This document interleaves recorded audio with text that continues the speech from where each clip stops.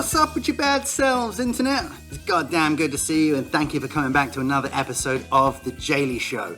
Thank you for all the comments and suggestions of guests we're getting through. We are working through them one by one at the moment, and we have a long line of excellent guests coming up in the future.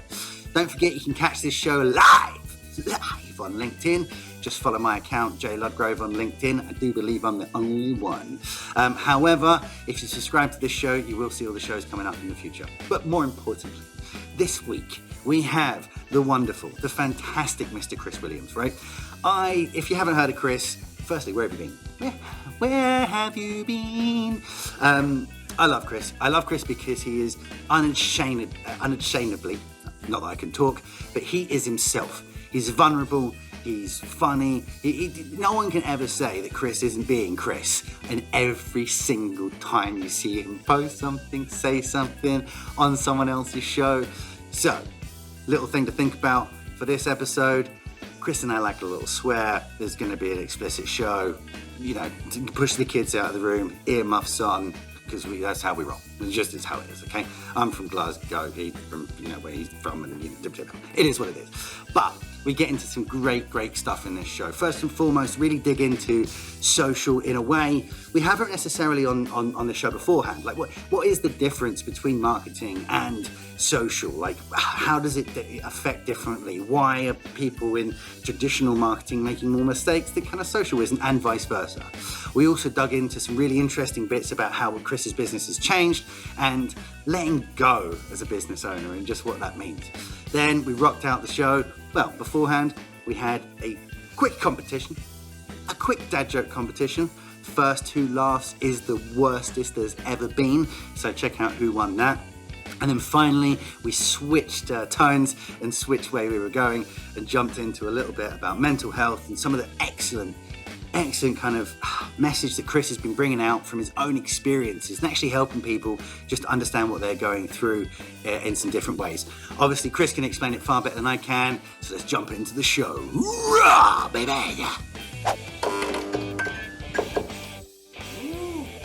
All right. We are live. That's right. This week we are back with the awesome chocolate bar eating, slightly hot, golf finishing, Gatorade drinking, Mr. the phenomenal Chris Williams. How are you, sir? I'm very well. Now I thought you said 30 seconds. 30, I could have polished what in 30. Not a chance. Well, much like I tell my wife, sometimes time isn't necessarily what is stated before. Exactly. Yes. We now know. Yeah. Thank you. Chris, how you been? I'm not too bad, mate. I'm not too bad. I'm a little sweaty and drippy and all smelly. So thankfully it's not smelly vision. But yeah, good. Not bad round of golf. Yeah. Nice. How'd you do? Didn't kill anyone. So half the battle won. I find the best rounds of golf are when you get at least 4 shots where you're like, I could go home. I could go home after that shot, but I'm going to play through. But I could go home. I had a really nice chip in from about 2 foot off the green, and it was about 20 foot. So didn't even need the putter. That's it. I'm done. That was like the 3rd hole. Downhill from there. My dad loves golf like massively, and when he was a kid, he even took a job as a greenkeeper, so he could cut the grass and then play the first round on a freshly cut lawn. Right, and he did that for like a year while doing other stuff, just because he loved golf. Like, he did that as well. but play to him. That's commitment. That is right. He really liked it. But I have literally seen him walk up on the first, take out some sort of driver, pow, crack, and be like, cool. We're going home. That's I'm not doing any better than that today. Yep. Pack the bag. Let's roll. There's no point spoiling the rest of your day by feeling crap for 17 holes. If you've done it in the first, that's it. Game over. Then you're out. So, Chris, look, for the 7 people, I think I counted it, 7 people who don't know who you are and what you do. Tell them a little bit about yourself. Sorry, the seven people who don't know, or the 7 people that are going to tune in and watch this. Is it the same 7 people. The same 7 people. That's what, I ain't got a clue who this guy is. Turn off. Fuck it. He's awful. Oh, sworn already. It's all right. I'm trying my best not to swear as much. Right. For no other reason other than now I've given Gemma. I'll get into who I am in a minute. Now Gemma's part of the business, like from an actual directorship point of view. She kind of got a say. so I've got to behave a little bit more. But my name's Chris, Hi, Chris. as you know. Hi Jay. I run a company called Make a Different Noise. We used to be called Get Doddle, which traded as proper LinkedIn marketing. So if you know me or any of the business from any of that, then we're now Make a Different Noise. We do LinkedIn marketing. That's about it. And how do you make a different noise? Lots of different ways. I suppose the best analogy that we've already used is if you go into a restaurant and everyone's having something to eat and everyone's making a noise, particularly in a British restaurant, the minute the waiter trips over and smashes a glass, everyone goes, "Whoa, wanker!" Or they go, "Whoa!" That different noise cuts through every other bit of noise. Mm. That's something that's different, and that's what we try and do with our marketing with on LinkedIn. LinkedIn's a really good platform because it's got a preconceived notion with a lot of people that it's stuffy and it's boring. So when something comes along, like a piece of content that we shared yesterday, which was a lamp that to turn it on and off, you had to pull the shaft up and down. Perfect. That's what I want out of my lamp. Yeah. Okay. Yep, that's it. I don't know whether this has got anything to do with it, but it was a black lamp and it's quite a big one. It would be. I don't know if they do a smaller white one. Not sure.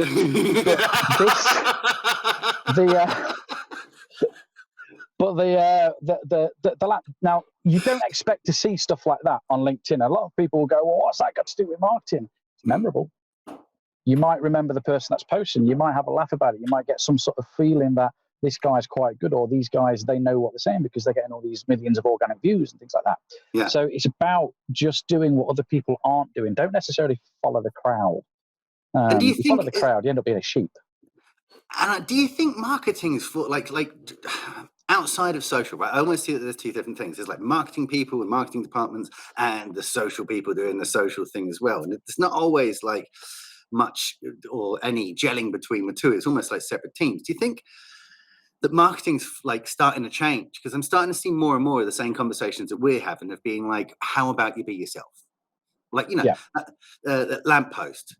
It's just a genuine piece of content, right? It's a genuine thing, which we would laugh about if we saw it. Well, why wouldn't you post that out and a ton of people would see it? A ton of people would find value from it.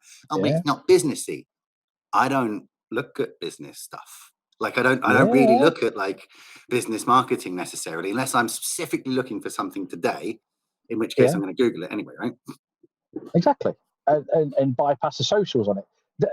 When I first started dipping my toes with social and marketing, it was almost conceived that social marketing, social media marketing was something that nobody knew what to do with, or whether it did fall. We call it social media marketing. It must fall under marketing, and that's kind of where it stuck. And the original conception of what marketing was to sell a product, sell a service, to make brand awareness. That concept, social media selling and social selling doesn't fit into that exactly. No. So it's almost as if, traditional businesses, I say traditional in the sense of fucking boring businesses who aren't willing to look outside the box, will try and pigeonhole social into their current main marketing methods, their print marketing, their website marketing, that sort of stuff. And it doesn't fit. No. So then when they go, well, this isn't working. Why aren't people sharing our walk around of our office? No one gives a fuck, man. That's why. No, and most of these businesses I speak to as well would never, if someone came to their office, they would never make the client do a walk around, right? They would. That was not the kind of. They wouldn't want to show that off about themselves. But when it comes to like thinking up a marketing idea, it's like, oh, that would be great, right? Oh, wouldn't that be cool? Yeah. Oh, let's go and show people the front of our offices because it's got new paint on it. What do you fucking do? Yay! I'm going to buy your services because you painted the front of your office, aren't I? With everyone jumping up in the air, giving it one of those, right? I did a series of content a couple of years ago now, and it was about Shutterstock images, bad stock imagery. Yeah. And there is so much of it out there. You just go on iStock or something like that. And this people have obviously taken some of this and made memes out of them, and you can sort of do that. But there's a whole series of really, really shit imagery that some marketers gone, this would be really good for our business. It's beautiful. And you think, what? Yeah, we need to show that we're a good bunch of recruiters. Let's all have suits on and smiley faces, having a picnic. That's what recruiters do, don't they? They all go and have a picnic in their I suits. want the guy who picnics Yeah. more. Show me the recruiter that picnics exactly. more, and then I'll finally. That's the guy for me. Yeah, what's your percentage fill rate? For that, do you go to picnics? That's what I'm after. So this misconception or this idea, I've just realised I've got chocolate on the console of my car, and it's slightly melted. Nice. That's how warm it is in here. Sorry. This misconception that social selling, social media marketing, whatever, it should fit under a traditional marketing sense by traditional marketers who haven't got a fucking clue how to do anything socially appropriate for their branding. It just baffles me that it doesn't bring money in. It's not because it's not a line on the P&L. Yeah, exactly. If you had a positive line on that said this is what generates business money for your business, they'd throw money at it, they'd throw people at it, they'd throw training, they'd throw like that. But no, because it falls under the remit of marketing. Exactly. And how often, both of us come up against that conversation of like, well, what's the ROI? And I pretty much at that point, I'm like, cool, you don't get it. You don't get it and that's not me being a sleazy marketer and dodging the question and, ducking and diving because I want you to give me your money and this doesn't have any value. You can't attribute a specific, here's this pound, here's this dollar to this $2 that came in. However, I know from, just personal experience, I was a smile while you dial, 250 phone calls by breakfast and, 500 by the end of the day, book 4 meetings a week. I was totally that guy. Yeah. Even when we started this business, that's what I was doing to bring in leads. I now make 20 calls a week and those are never cold because people have got in touch. Yeah. And I think that's the problem is that essentially people started buying differently. As soon as the internet became a usable thing. Beforehand, we need someone to come and knock on our door and be like, your window's got a hole in it. Do you want to buy some double glazing? You'd be like, thank God you're here because it's cold all day. How did you know we needed you? Because you didn't have that beautiful white thing, right? Exactly. Yeah. We needed that. We needed the door-to-door thing. That's literally how people bought. Where they get a knock on the door and be like, printers, great.